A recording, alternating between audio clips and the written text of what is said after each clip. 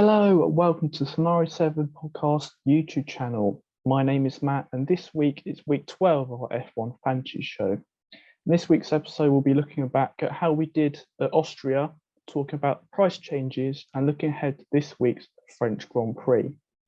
This week, we don't have Sam, so it's just me. I don't really need to introduce myself. So we're looking at my team, alternatives that you might want to swap in before the deadline. And yeah, hope you're having a good holiday, Sam. Hope you're enjoying the weather. So it's time to look back at how everyone did at Austria in the F1 fantasy table. Of course, it was a sprint race this weekend, so there are plenty of points up for grabs. So let's look back at the F1 fantasy table. And we, of course, start with performer of the week. This is the person that gets the most points during that race week at Austria. And this time we had a joint top performer of the week. We had Roman M and Aaron K both getting 379 points. So well done to them. That's a lot of points, especially at a sprint race. So well done to them. And now we look at the other people in the Scenario 7 F1 fantasy table. And we still have the same person who's top. So top of the table is still Aaron T, currently on 2,410 points, looking very difficult to beat at the moment. And then we move on to how my team did. I was quite happy with how I performed. The fact I only kind of went down one place, despite it being a difficult weekend, the fact that I'm still somehow 18th, yeah, I'll very much take, considering it was a sprint weekend. I expect to be a lot lower, to be honest. I thought I was going to be like 20th or 25th by the end of the week. The fact that I'm still 18th, I'll very much take. We normally talk about Sam's team. I'll give you a little insight. Leclerc's my turbo driver scored more points than Sam's entire team.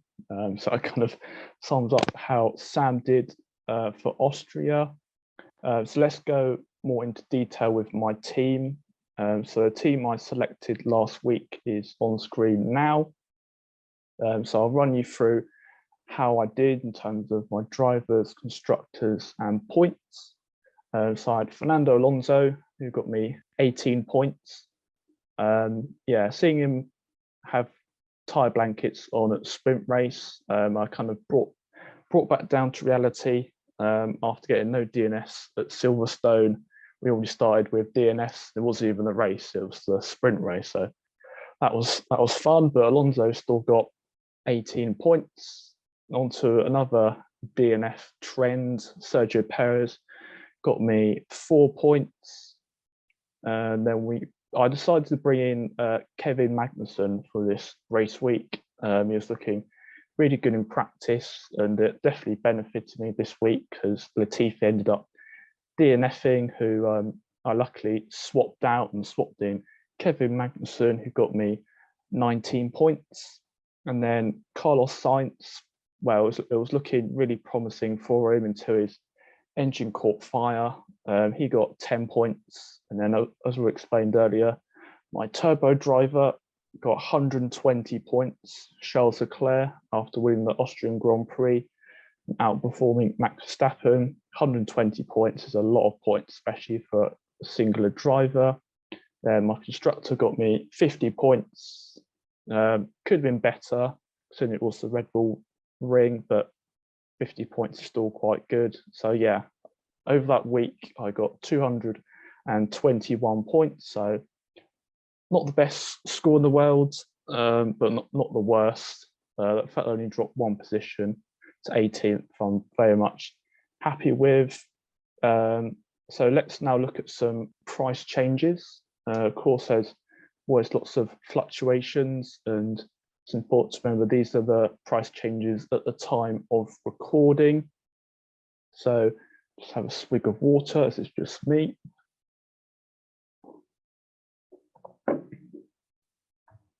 Right, so price changes. I'll start with some drivers first. George Russell's gone from 24.1 million up to 24.4 million, so an increase of 0.3. Had a very good recovery drive out in Austria. I think he dropped to like P19 and had front wing damage and had another brilliant drive. So that kind of explains his 0.3 increase. Another increase is Lando Norris. He's gone from 15.7 million up to 15.9 million, increase of 0.2. Another increase in price is Fernando Alonso. He's gone from 12.5 million up to 12.6 million, increase of 0.1. On to some driver decreases. We've got One Yu Zhou. It's gone from 8.4 million down to 8.2 million, so a decrease of 0.2. After a very difficult weekend out in Austria, Sergio Perez has gone from 18.4 million down to 18.3 million, a decrease of 0.1. Another decrease is Sebastian Vettel. He's gone from 11.5 million down to 11.4 million, so a decrease of 0.1. Then on to some constructors. Both of them have been decreases. Aston Martin have gone from 11.1 million down to 11 million, decrease of 0.1. Williams have gone from 7.2 million down to 7.1 million, decrease of 0.1. And TV's DNF didn't help Williams as their constructor team this weekend. Another swig of water, because just me.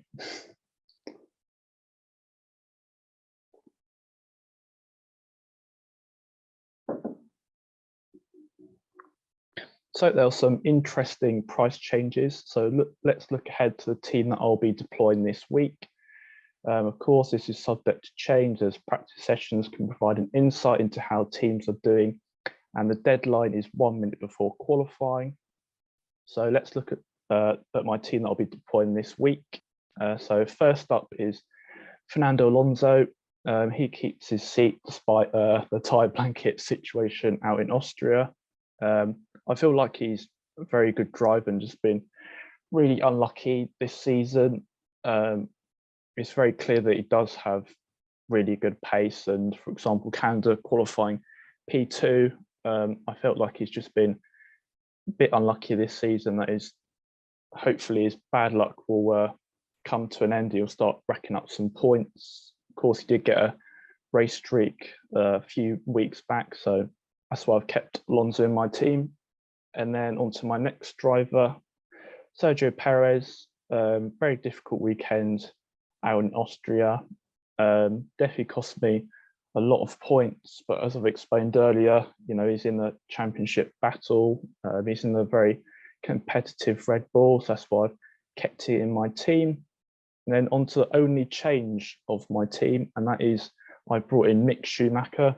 I felt that this is a good time to jump on Mick Schumacher, and considering how well he's been doing in the last few races, he's definitely looking a lot more confident. And Mick Schumacher qualified into Q2 last year in France, and the Haas last year was one of the slowest cars, so the fact that he's got some good experience of this track, especially in qualifying, I've brought him in and hopefully he'll progress. He's looking, as I said, more confident, and you know, he's starting to outperform Kevin Magnussen. Then we're on to the big guns. Carlos Sainz remains in my team. He's in a very competitive Ferrari, very good price for how he's been doing. But yeah, when his car blew up in flames, I didn't kind of know how to feel, to be honest. I was like, Sainz in my team, but then, you know, Ferrari didn't get their +10 race streak, so I was kind of happy, but kind of disappointed at the same time. And then Leclerc also keeps his place as my turbo driver. As I've explained before, Leclerc is the highest owned driver in F1 Fantasy, and basically everyone's got him as their turbo driver. So if you don't have him as your turbo driver, and if Leclerc does really well and your turbo driver doesn't, then you kind of don't have a very good weekend, Sam. And then on to my constructor. Red Bull keeps its place. Yeah, they've just been a bit unlucky, kind of the last few races. But yeah, Max Verstappen has still been getting loads of points. We'll have to see how the battle between Ferrari and Red Bull goes this weekend. Another swig of water.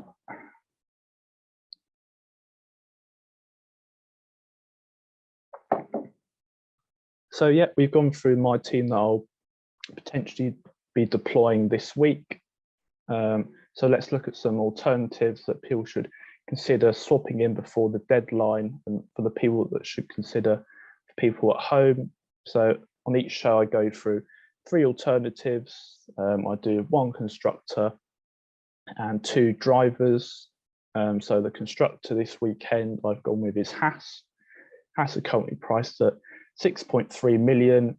They're the only constructor to have a race streak this weekend, so they'll get an extra +10 if Mick and Kevin finish in the top 10 this weekend at France. And with how Haas have been doing in the last few races, it looks very promising for them. They've definitely improved their pace and look quite strong at the moment.